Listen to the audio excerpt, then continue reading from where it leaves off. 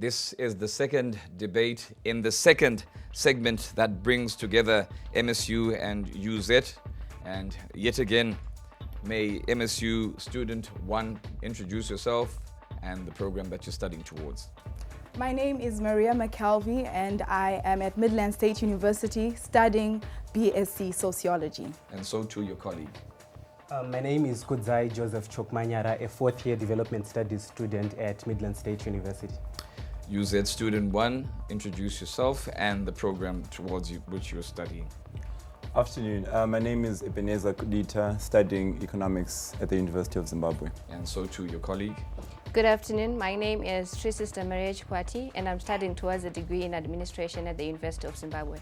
The topic, menstrual health and management, is a women's issue. That topic, yet again, menstrual health and management is a women's issue. We'll start with a 3-minute affirmative opening speech by student 1, which commences now. I think it's important for us to know that when we're looking at menstrual health and management, we're looking at availing what is a basic human right to a woman to ensure that she has a comfortable experience during her menstrual cycle. We think it's a women's issue because this is something that directly affects a woman on a daily, day or monthly basis.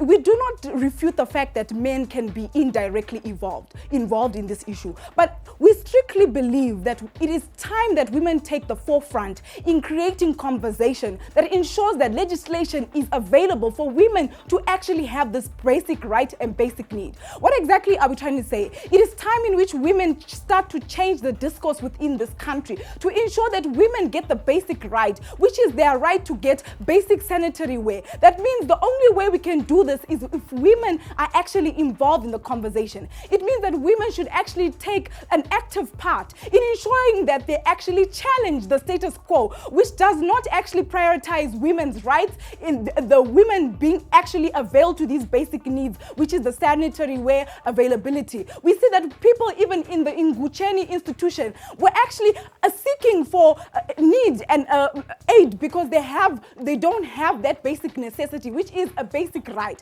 At a point in time in which we ensure as women that we take the forefront to ensure that this basic right is ensured as a woman for a woman, then we understand exactly what we're trying to say, that it is a woman's issue. It is only until you understand starvation that you are willing to help another person in their starving situation. That's why we believe women should be in the forefront when it comes to ensuring that discourse, legislation and policies are made to protect the girl child. We cannot do that if women are not in the forefront of that conversation. And that's why we believe strongly as the affirmative side that women's menstrual health and management is a woman's issue. We accept that men can get involved, but the status quo right now has men, the patriarchal society, being in the lead. And what is that resulting in? Women are actually being shunned. Women are being disenfranchised. But at a point in time in which we take our stand and we show the world that we are ready to take workshops, programs to ensure that the girl child, whether she's from Uzumba or she's from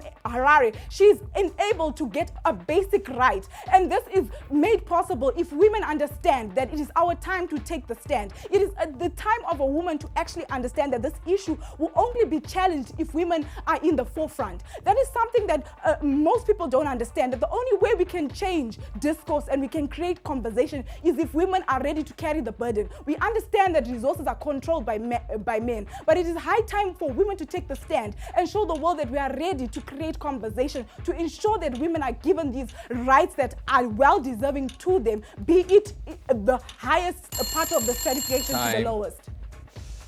You can smell the passion. Smell the passion. Opposers, cross-examination. Student 2, your 1 minute starts now. What is an issue? An issue is something that is pertinent, that is either problematic or it is either needed to be dealt with. That is an issue. Okay. So if women are on the forefront, then who are behind them? Men. So you're saying that men are behind them, so it's a men and women's issue. I'll move on. You said that women should take the lead in legislations. Who comprises the legislature? Women and men. So again, you're saying that it's also a women and men's issue. You also said that women should now learn to prioritize menstrual health, right? Yes. So when we're talking about priorities, what is a priority? To make sure that that is a pertinent issue that you have to deal with. It's a pertinent issue, which means it also involves other issues. The major issue is the pertinent issue. The major issue is the pertinent, okay. Time. We shall have the opposers' opening speech. Student 1, your 3 minutes start now. Panel, women all over the world have been living in a system of oppression. A system where the hands of patriarchy have determined the way they live, meaning that every step that a woman does, especially in developing nations, first has to have a stamp of approval from a man, and we think that's particularly problematic. Side opposition comes and tells you that no, women should take the forefront and that women should lead. Okay, fine. Let's say we educate all the women in this room and we say they empower them, we've educated them, it's your issue. Then what? You don't have the money because we live in a patriarchal system. You don't have the access to resources because we live in a patriarchal system. You don't even have access to parliament because majority of parliament is made out of men, the president is men, the 2 vice presidents are men. Meaning that even if we say it's a women's issue, we don't get things done. So let us, as a wonderful delegation, as University of Zimbabwe, give you a beautiful solution. We think that when it comes to menstrual health, it is everyone's issue. We ought to understand that the reason why each and every single person here was able to be born was because the menstrual process took place, which means that we are all stakeholders in that particular activity because we all came from there.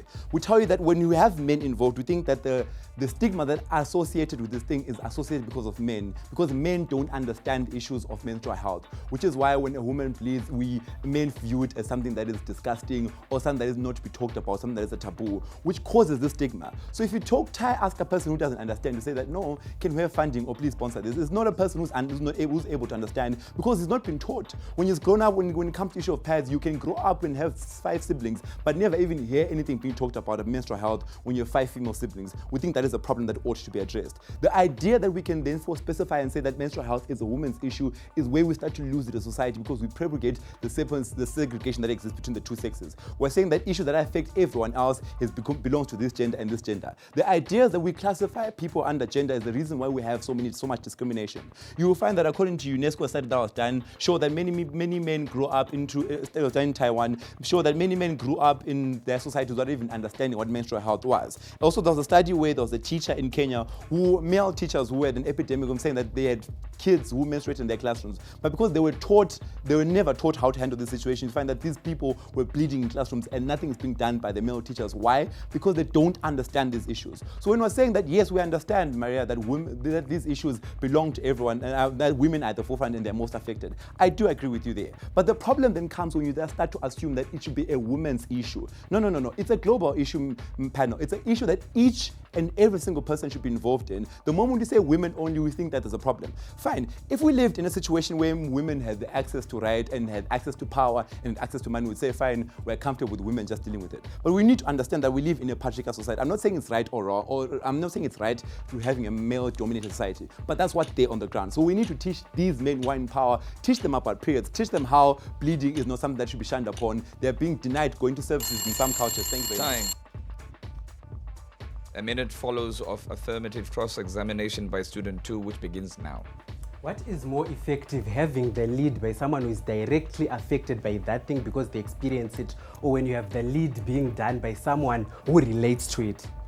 The thing is, your question is trying to trap me. Yes, ideally, it would have been effective if women have the lead. But I'm saying status quo, there are no women in control of resources, as your partner rightfully said. She said that women are not in control of resources. So who is in better position? A person who is in control of resources, who understands the issues, or someone who doesn't have resources at all?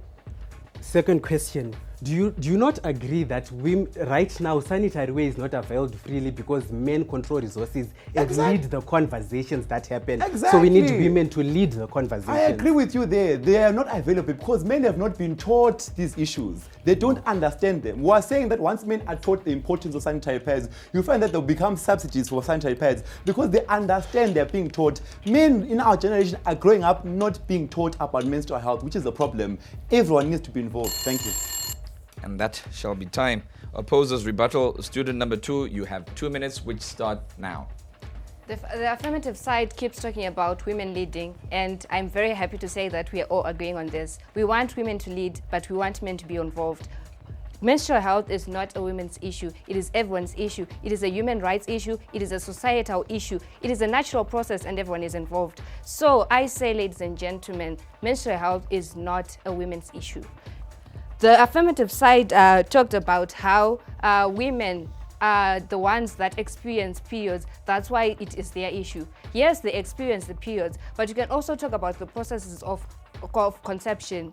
After the period, a woman can get pregnant, right, and give birth to a boy or a girl. It doesn't matter that they gave birth to a boy. That boy came through that process. So again, it is clear that we are all entangled in this process. So because we are all entangled, it is everyone's issue. An issue is like a cause of concern. An issue is like a problem that needs to be discussed. We have legislatures all over the world, policymakers. Menstrual health is a policy issue. We have like the prices of sanitary waste skyrocketing in Zimbabwe, and that is affecting women. But who makes those decisions? It is the men. So the men are involved, the women are affected. So whose issue is it? It is everyone's issue. Thank you.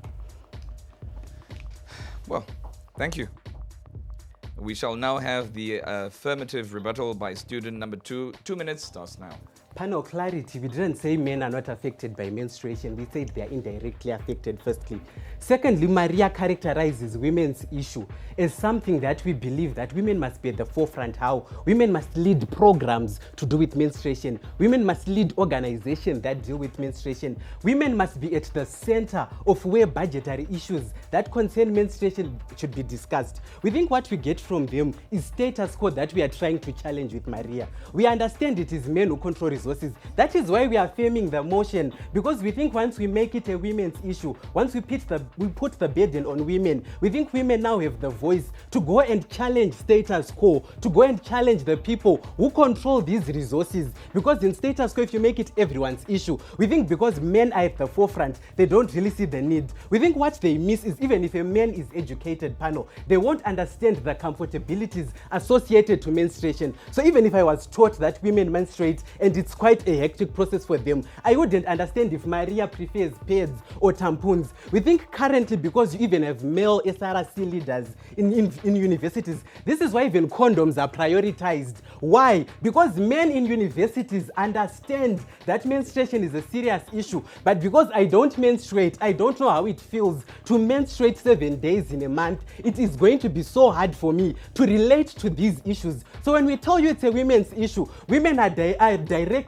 involved, women are directly affected. And we think at the end of the day, if you want to end hunger, go and ask the hungry people what works best for them. We think even when you look at AIDS, this is why AIDS doesn't even work, because it comes from people who don't relate on a personal note to these issues. We are not pushing men aside, but what we stand for is let women be at the forefront, let women shape discourse, let men be at the back, support, and we do agree they control resources, but we think because they don't experience it personally, they won't be able to deal with this issue. Time. We took a break earlier on and we fed our live studio audience, so you guys cannot talk about hunger and you cannot legislate around the hungry because, of course, we fed you. And now, we shall have opposers' closing remarks. Student number 1, you have 1 minute and 30 seconds, which start now. Panel, it is unfortunate that opposition has turned this debate into about who should be controlling resources, because they're saying that who should be leading, who should be in the forefront. But we'll say that's not where the debate is. The debate is this a woman's issue or is this an issue that affects everyone? When a woman gets pregnant and the child is born, a woman can go sue for maintenance and make a man pay money for that maintenance. Why? Because even though the woman carried the baby inside the stomach, it is the burden of everyone involved in the society, which is why a man cannot turn her back out from baby, even though it came from a woman. Why? Because it is everyone's issue, it is society's issue. Which is why when we see starving people on the kids, even if where they are poor and someone else may not be rich, we think that it's the duty of the rich college or everyone else to pay on that behalf, and that they should be sensitized to these issues. So what we're basically saying that yes, in an ideal world, we would have a situation whereby we're female presidents and female legislators and female rulers and female CEOs. But we're saying that the reality of the matter is that we don't, right? And if we remove ourselves from the ideological world that we're saying, and saying even in a world that we're in such a world, whose issue should therefore be? We're saying that it should be everyone's issue. And even if women were to be in presidents and to be positions of power, we still think that it's men's issues. It's a global issue. Why? Because in a classroom, when a woman bleeds or is going under menstrual problems, we think that it affects the psychology, the way in which students relate to each other is affected. So they're trying to make this debate about who should control resources, but that's not where the debate is. The debate is it a woman's issue or is it a global issue? Yes. It's not debatable. That time is up. As we now receive the affirmative closing remarks by student number 1, you have 1 minute and 30 seconds. That commences now. There is a difference between a lived experience and sympathizing. That's why we believe it is a woman's issue. It is only until people understand that when you are in the shoes of a woman who is experiencing this tough conditions, you are incentivized to push for discourse. You are incentivized to ensure that women's lives and experiences change. At a point in time in which they want to actually change it, as if we're talking about resources, even if we want to just say it in their world, it will always amount to resources. Because women need to change the conversation for those resources to be pumped in so we can have a stronghold in changing the discourse that exists. It is not rocket science that since time immemorial, people have been getting taught in classrooms about it, but it is not enough until women take it as our issue. It is our baby to carry. It is our issues to show that the world that we are ready to take this to the forefront, to ensure that each and every woman, despite your class system, that you are included in ensuring that you have your rights as a woman, which is a basic need at the end of the day. It's a woman's issue because it directly affects me. It will never affect Ebenezer. Even if he says, I'll give you $15 to buy the pads, you never experience the cramps that a woman experiences. That's why as a woman, you are willing to push the agenda to ensure that it is free for every woman to get pads, then it is free for a man to get condoms. That is something that we need to understand so we can create a situation where women are availed to a right that is important. I will confess, during that speech, I actually did feel some cramps myself.